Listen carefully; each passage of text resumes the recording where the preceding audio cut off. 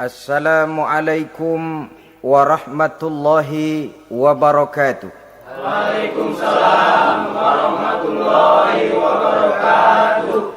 Bismillahirrahmanirrahim. Alhamdulillahi rabbil alamin. Wassalatu wassalamu ala ashrafil anbiya'i wal mursalin, Sayyidina wa maulana Muhammadin wa ala alihi wa ashabihil mujahidin at-tahirin, amma ba'du. Saudara-saudara kaum muslimin rahimakumullah. Pada pertemuan terdahulu kita sudah membicarakan orang-orang yang menjadi teman-teman setan dalam kehidupan di dunia ini. Maka pada pertemuan kali ini kita akan membicarakan tentang siapa yang menjadi musuh-musuh setan di dalam kehidupan. Dengan satu catatan, berbahagialah mereka yang menjadi musuh-musuh setan, tetapi celakalah mereka yang menjadi teman-teman setan.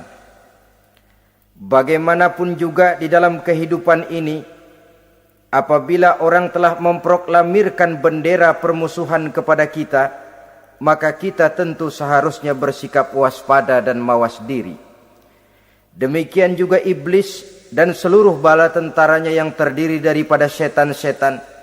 Mereka telah mengibarkan bendera permusuhan kepada Nabi Adam dan anak cucunya, kepada kita umat Rasulullah sallallahu alaihi wasallam. Akan sengsara dan celaka jika kepada iblis dan setan yang telah nyata-nyata mengibarkan bendera permusuhan itu kita mengadakan toleransi, mengadakan kerjasama, dan menjadi budak yang memperturutkan kemauan daripada iblis dan setan. Siapa yang menjadi musuh-musuh setan dalam kehidupan ini? Inilah pertanyaan berikutnya yang diajukan oleh baginda Rasul kepada iblis. Hai iblis, kalau teman-temanmu adalah seperti yang telah engkau jelaskan tadi, sekarang cobalah beritahu saya, siapa di antara umatku yang menjadi musuhmu dalam kehidupan ini? Atas pertanyaan ini iblis laknatullah menjawab, ya Rasul, musuh-musuhku di antara umatmu, pertama anta ya Muhammad. Musuhku yang pertama adalah engkau, wahai Muhammad. Kenapa iblis mencatat Nabi Muhammad sebagai tokoh nomor satu dalam deretan musuh-musuhnya? Mudah difahami. Pertama, keberadaan Rasul merupakan rahmah lil alamin, rahmah bagi lingkungan. Yang kedua, beliau berfungsi menyelamatkan manusia dari tempat yang gelap gulita, dari tempat kesesatan menuju tempat yang terang benderang penuh berisi petunjuk dan hidayah dari Allah Subhanahu wa taala. Maka menurut iblis, inilah manusia perintang pertama atas segala daya dan usahanya menggelincirkan manusia ke jalan yang dimurkai oleh Allah Subhanahu wa taala. Kalau kita baca sejarah, risalah yang dibawa oleh Nabi Muhammad ini memang merupakan risalah yang membawa rahmah bagi alam sekitarnya. Ada sedikit perbedaan dengan risalah-risalah sebelum beliau. Sepertinya risalah yang dibawa oleh para rasul terdahulu itu mempunyai efek yang langsung pada kehidupan di dunia ini. Nabi Nuh misalnya menyampaikan agama. Hai umatku, ini agama. Umat menentang, turun banjir yang menenggelamkan orang-orang kafir. Azab diturunkan pada waktu itu juga, pada saat nabinya masih hidup. Jadi azabnya itu jenis cash, kontan.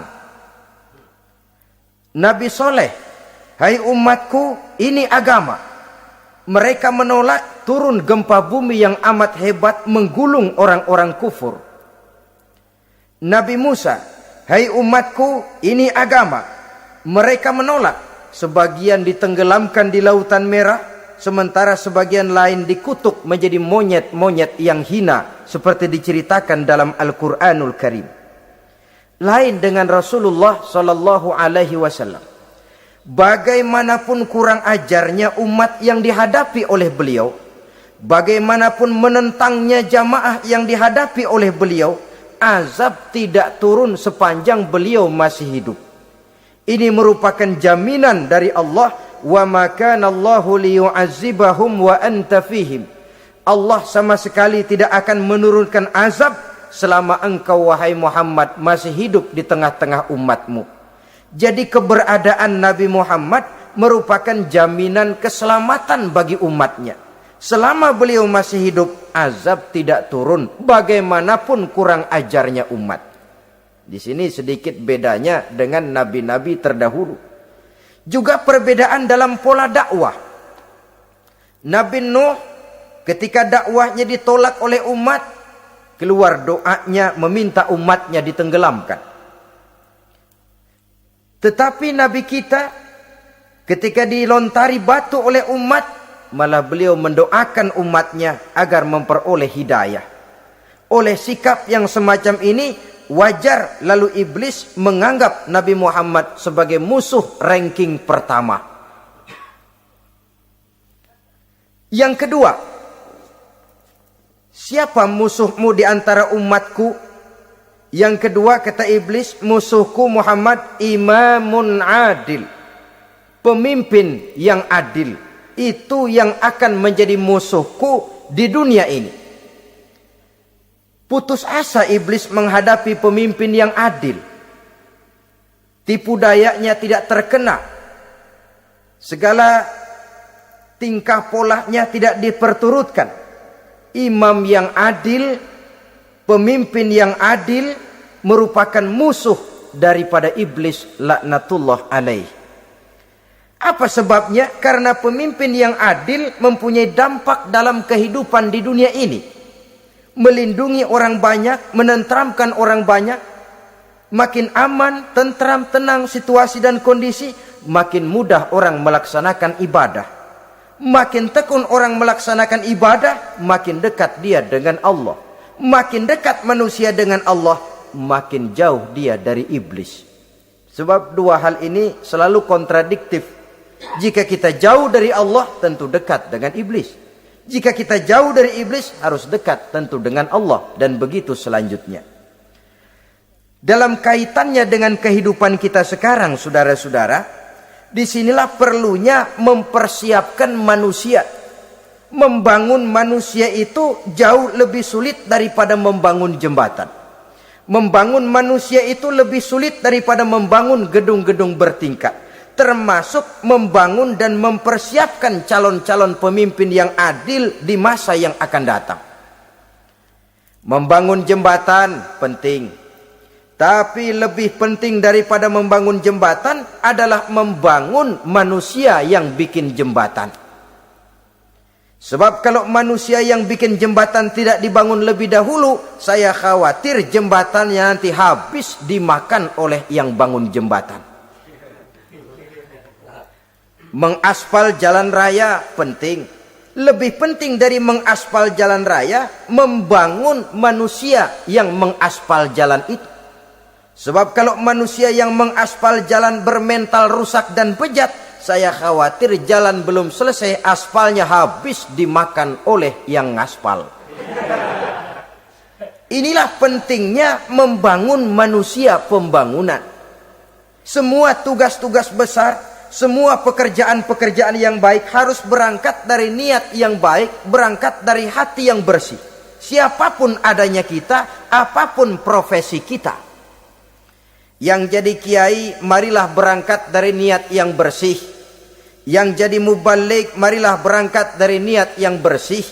Niatnya itu mau menghidupkan Islam atau mau cari hidup jual Islam. Kalau mau menghidupkan Islam, mari sama-sama kita berjuang. Tapi kalau mau cari hidup untuk dengan menjual Islam, minggir saja daripada nanti bikin malu. Yang mengurus masjid, mari berangkat dari niat yang bersih. Ngurus masjid itu niatnya mau menghidupkan masjid atau mau cari hidup di dalam masjid. Kalau mau menghidupkan masjid, mari. Tapi kalau mau mencari hidup di dalam masjid, tolong minggir saja daripada nanti bikin aib. Yang jadi orang alim, mari berangkat dari niat yang bersih.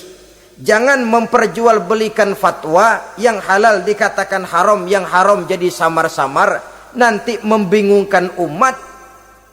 Berangkat dari niat yang bersih, membangun manusia, pembangunan. Ini barangkali istilah yang lebih kena.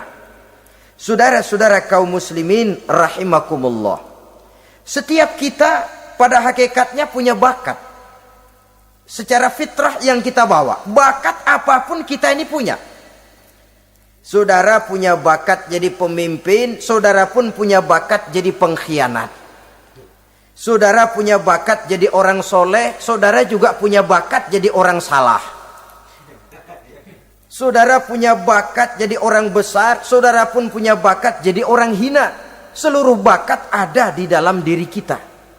Tinggal nanti pertumbuhannya mana yang lebih subur. Saudara punya sifat berani, saudara pun punya sifat takut. Seberani-beraninya orang mesti ada sifat takutnya. Nanti mana yang tumbuh lebih subur? Kalau takutnya tumbuh lebih subur, dia akan jadi orang penakut. Kalau beraninya yang tumbuh lebih subur, dipupuk oleh lingkungan, pendidikan dan sebagainya, dia akan tumbuh jadi orang pemberani. Oleh karena itu, agama merupakan lingkungan yang subur untuk menumbuhkan benih-benih yang baik yang kita bawa bersamaan dengan lahirnya kita ke alam dunia ini. Setiap kita, saya, saudara, punya bakat jadi pemimpin, punya bakat jadi pengkhianat, punya bakat jadi pengabdi, punya bakat jadi koruptor, punya bakat jadi pemelihara, punya bakat jadi perusak. Tinggal nanti lingkungan, pendidikan yang menumbuhkan mana yang tumbuh lebih subur. Kalau lingkungan saudara lingkungan maling, maka sifat pengkhianat akan tumbuh lebih subur. Kalau nanti saudara jadi pemimpin, insya Allah korupsi. Lingkungan yang menumbuhkan sifat mengabdi, sifat berbuat tanpa pamrih, dikalahkan oleh sifat pengkhianat dan korupsi itu yang dibentuk oleh lingkungan, pendidikan, pengalaman dan sebagainya. Oleh karena itu, secara dini agama menanamkan, menyuburkan fitrah-fitrah yang baik yang kita bawa bersamaan dengan hadirnya kita dalam kehidupan ini. Sebab itu seorang penyair bernama Syauqi mengatakan dalam sebaik syairnya, waladatka ummuka ya ibna adam bakian wan nasu haulaka yadhakuna surura. Hai manusia, pada saat kamu dilahirkan kamu menangis dan orang lain di sekelilingmu ketawa. Kakek senyum dapat cucu baru, paman gembira dapat keponakan baru, sementara kita yang lahir menangis. Betul apa benar? Apa ada saudara yang begitu dilahirkan terus nyengir? Saya kira kabur dukunnya itu. Setiap kamu hai manusia lahir dalam keadaan menangis, orang sekelilingmu tertawa. Karena itu katakan kepada mereka yang senyum di sekelilingmu, hai manusia, pada saat saya dilahirkan saya menangis dan kamu semua tertawa. Baik manusia. Tapi nanti pada satu saat harus terjadi kebalikannya. Kalau dikala saya lahir saya menangis dan kau semua senyum, nantilah manusia. Kalau satu saat saya meninggalkan alam dunia ini, saya akan berangkat dengan senyum. Dan kalian semua akan berurai air mata. Kalau perlu dari Sabang sampai Merauke kibar bendera setengah tiang. Kalau perlu. Jangan terbalik, kita mati melotot orang malah gembira. Karena hidup selalu membawa sifat-sifat yang merusak. Inilah orang kedua yang menjadi musuhnya iblis dan beruntung menjadi musuh iblis. Siapa? Imamun adil, pemimpin yang adil. Saudara-saudara kaum muslimin rahimakumullah. Yang ketiga musuh iblis, ghaniyun mutawadhi, orang kaya yang rendah hati, orang kaya yang tidak sombong. Kaya apa saja, baik kaya oleh karena ilmu, orang yang kaya karena ilmu disebut orang alim. Baik kaya karena materi, orang kaya karena materi dinamakan hartawan. Baik kaya karena kedudukan, orang yang kaya karena kedudukan dinamakan pejabat. Orang kaya yang rendah hati itu musuh iblis. Beruntung dia menjadi musuh iblis. Iblis tidak senang ada orang kaya tidak sombong. Tapi iblis paling senang kalau ada orang kaya sombong. Lebih senang lagi iblis kalau ada orang miskin sombong. Masya Allah. Orang kaya sombong, walaupun iblis senang, orang masih bilang pantas saja dia sombong, kaya apaan aja punya. Udah miskin sombong, kira-kira yang disombongin apaan? Dalam segala bentuknya sombong ini Allah tidak senang, tapi iblis senang. Kenapa? Karena sponsor sombong iblis. Kan yang pertama kali sombong iblis toh. Ketika disuruh sujud kepada Nabi Adam, dia nggak mau. Ini kesombongan pertama yang terjadi dalam sejarah. Ketika ditanya, kenapa kau tidak mau sujud iblis? Ah, saya kan dibikin dari api, Adam dari tanah. I am the best. Saya lebih hebat daripada iblis, daripada Adam. Adam baru kemarin dibikin, saya sudah lama. Kata Allah, kamu sombong iblis, ini surga bukan tempat orang sombong. Keluar! Terusir dia dari surga. Jadi, kesombongan pertama adalah kesombongan yang dilakukan oleh iblis. Dan dia tanamkan itu kepada kita supaya jadi orang sombong. Karena itu sombong ilmu Allah nggak senang, tapi iblis senang. Mentang-mentang ada ilmunya. Nih, satu-satunya ustadz di sini ya. Semua mesti ngaji sama gue. Kalau nggak ngaji sama gue, Islamnya kurang tapi bener. Sombong karena ilmu. Sombong karena pangkat. Mentang-mentang pakai bintang di pundak, jalan pundak duluan. Yang wajar saja hidup ini. Sombong harta pun begitu. Kaum muslimin rahimakumullah. Orang kaya yang rendah hati dimusuhi oleh iblis, tapi dicintai Allah, dicintai Rasul, dicintai malaikat. Caranya bagaimana? Kembali kepada satu kesadaran bahwa pada saat terlahir ke alam dunia ini tidak ada yang pernah kita bawa. Kalau sekarang kita punya rumah, punya kebun, punya kendaraan, punya pabrik, punya segala macam benda, apa itu? Titipan. Pada suatu saat akan diambil kembali oleh yang menitipnya. Kalau titipan itu pandai kita jaga, pandai kita syukuri, titipan akan makin banyak. Sama juga kita dalam kehidupan. Kalau orang bisa kita percaya, saya mau pergi ke luar negeri, rumah saya titip kepada tetangga. Saya pulang dari luar negeri, isi rumah tetap tidak berkurang, malah dibersihi, malah disapu, dihilangkan kotorannya. Tentu bukan main syukur saya, girang saya. Akan bertambah kepercayaan saya untuk menitipkan apa saja. Ini makna la in syakartum la azidannakum wa la in kafartum inna azabi lasyadid. Kalau kamu pandai bersyukur, aku tambah nikmat. Tapi kalau kamu ingkar, azabku teramat pedih. Artinya apa? Nikmat bisa berubah menjadi azab kalau kita tidak pandai mensyukurinya. Ma'asyiral muslimin rahimakumullah. Orang yang kaya ilmu lalu rendah hati, tidak selalu ingin menonjolkan diri. Ini kadang-kadang yang tanggung ini yang bikin berabe. Alim bener enggak, geblek bener juga enggak. Yang sedikit-sedikit mau nonjolin diri. Kalau enggak jadi imam enggak mau ke masjid. Enggak jadi imam enggak mau ke musola. Pokoknya kalau enggak jadi imam marahan sama musola. Macam mana? Saudara-saudara kaum muslimin, rendah hati. Tidak selalu ingin menonjolkan, sebab orang yang selalu ingin menonjolkan dirinya biasanya orang yang kekurangan kepercayaan kepada kemampuan dirinya sendiri. Dia selalu ingin dinomorsatukan. Dia selalu ingin ditempatkan pada ranking teratas. Dia tidak percaya diri. Orang yang percaya diri dapat bersikap wajar dalam kehidupan. Begitu juga kaya karena harta, dengan menyadari bahwa harta bagaimanapun banyaknya titipan dari Allah. Pada suatu saat akan kembali. Dia harus dimanfaatkan sesuai dengan kehendak yang menitipnya. Begitu juga kaya oleh karena pangkat, kedudukan, dan jabatan. Pada suatu saat jabatan itu akan hilang dari diri kita. Karenanya sering saya jelaskan bahwa pangkat di dunia ini yang paling tinggi pensiun. Titel yang paling akhir almarhum. Saudara setuju atau tidak, titel itu akan saudara dapat. Bagaimanapun kita cinta kepada pangkat, kedudukan, entah pada akhirnya suatu saat akan sampai kepada posisi yang namanya pensiun.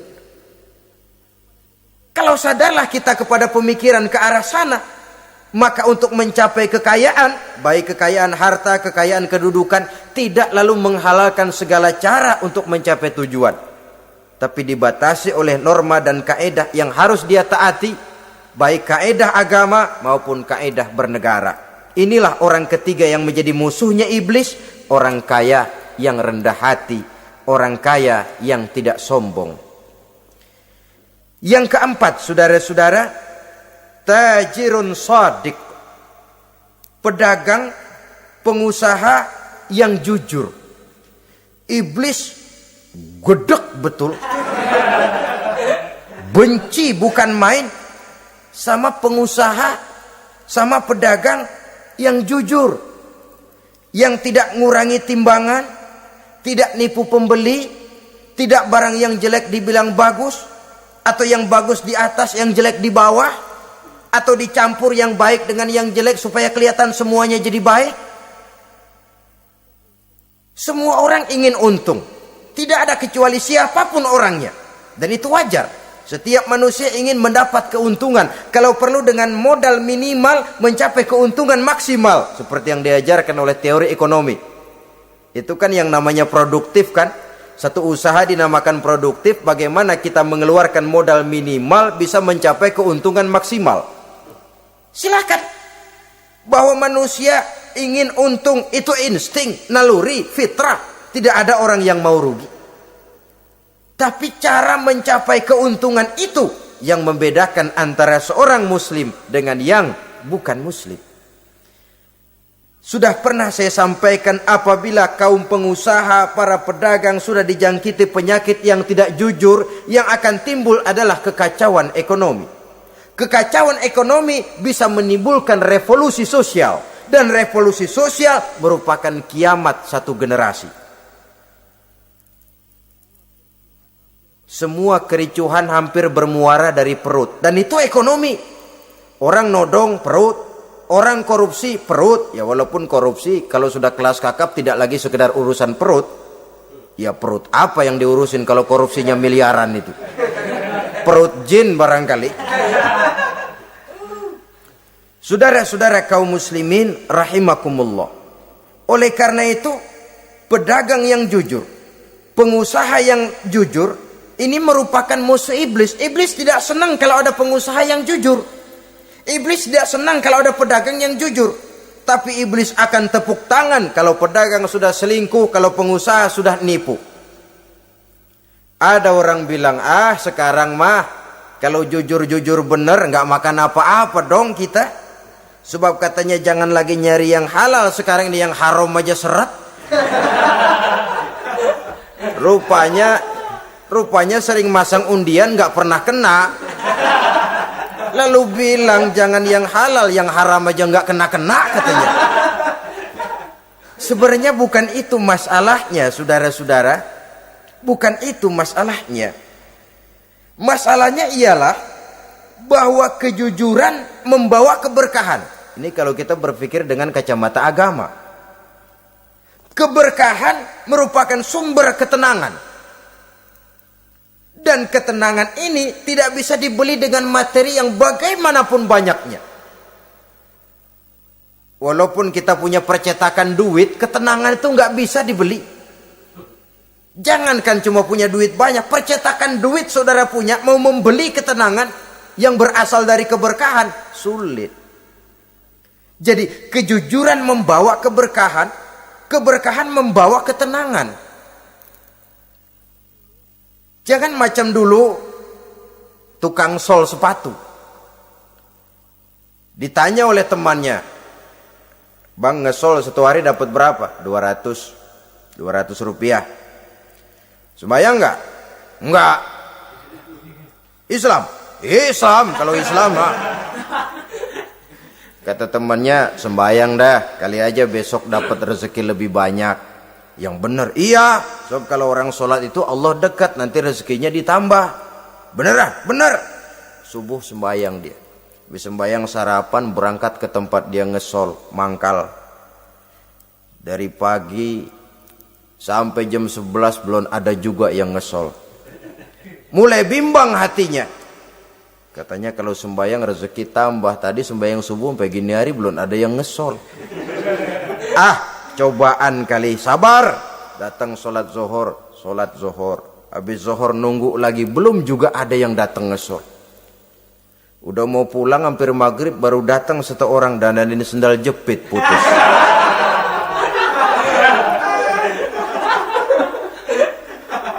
Sudah bayar 25 rupiah, pulang dia si tukang sol ini, ketemu sama temennya yang nyuruh sholat tadi. Ditanya, "Bagaimana penghasilan ini hari?" Apa dijawab? "Gua kapok deh sembahyang."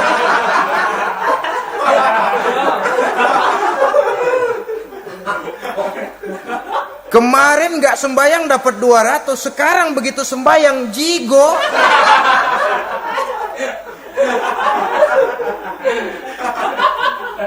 Dia tidak sadar bahwa dengan dari kacamata agama, 25 rupiah yang membawa berkah jauh lebih baik ketimbang 200 uang panas. Dari kacamata agama, 25 rupiah yang membawa berkah lebih baik daripada 200 rupiah tapi panas. Sebab panas menjauhkan kita dari ketenangan. Itulah sebabnya, maka pedagang yang jujur, pengusaha yang jujur menjadi musuh setan dan beruntung. Sekarang jadi pengusaha jujur-jujur nggak dapat proyek, Pak. Kalau nggak bisa semar, semir, semur. Padahal agama sudah menjelaskan ar-rashi wal murtashi finnar. Orang yang nyogok dan orang yang disogok, dua-duanya neraka.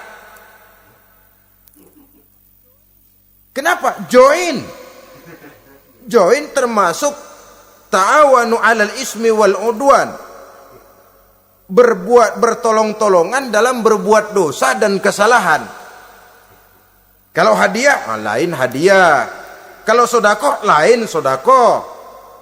Tapi yang namanya semir, suap, ar-rashi wal murtashi finnar. Saudara-saudara kaum muslimin rahimakumullah. Jadi pedagang yang jujur, pengusaha yang jujur merupakan salah satu roda perekonomian. Kegoncangan ekonomi akan menimbulkan dampak sosial yang sangat luas dan kompleks. Yang pada giliran puncaknya, dampak paling negatifnya, dia sanggup menggerakkan terjadinya revolusi sosial. Bukankah sebagian besar gerak hidup manusia dimotivasi oleh keinginan untuk mempertahankan kelangsungan hidup? Dan kelangsungan hidup artinya mulut. Mulut itu artinya perut, dan itu artinya makan. Setelah itu mungkin baru pangan, baru sandang, baru dia berpikir pakaian dan sebagainya. Jadi karena dia merupakan penggerak roda ekonomi, pedagang yang jujur, pengusaha yang jujur mutlak diperlukan dalam kehidupan ini. Sebab sekali lagi, kejujuran akan membawa keberkahan, keberkahan memberikan ketenangan dalam kehidupan. Oleh karenanya kita umat Islam, biarin duit kita banyak, asal berkah. Itu tentu idealnya. Ketimbang dikit tidak berkah, lebih baik ia banyak, ia berkah. Dan keberkahan itu datang lewat kejujuran. Kejujuran ini sudah dicontohkan oleh Rasul pada saat beliau berniaga ke negeri Syam dikala berumur 9 tahun, bahkan dikala berumur 25 tahun seketika membawa dagangan Sayyidatuna Khadijah yang kelak jadi istri beliau. Kita maklum bahwa solat merupakan sarana yang paling efektif untuk mendekatkan manusia kepada Allah. Makin dekat manusia dengan Allah, makin tidak senang iblis dan setan. Karena itu segala macam cara mereka berusaha mengaduk-ngaduk solat kita. Dan sesungguhnya, jikalau kita mengerjakan solat, itu kan targetnya cuma 2. Pertama, agar solat kita itu sah. Yang kedua, agar solat kita itu qabul, yakni diterima oleh Allah. Kalau soal sah dan tidak, ukurannya gampang. Saya kalau ditanya orang, Pak, solat saya sah atau tidak? Saya bisa jawab. Saudara, solatnya syarat rukunnya cukup apa tidak? Cukup, sah. Itu kalau perkara sah. Tapi kalau sudah perkara qabul, Pak, solat saya diterima atau tidak oleh Allah? Ini saya tidak bisa jawab. Kenapa? Soal qabul mencakup masalah batin. Cuma ukuran logikanya, kalau syarat rukun cukup, insya Allah qabul.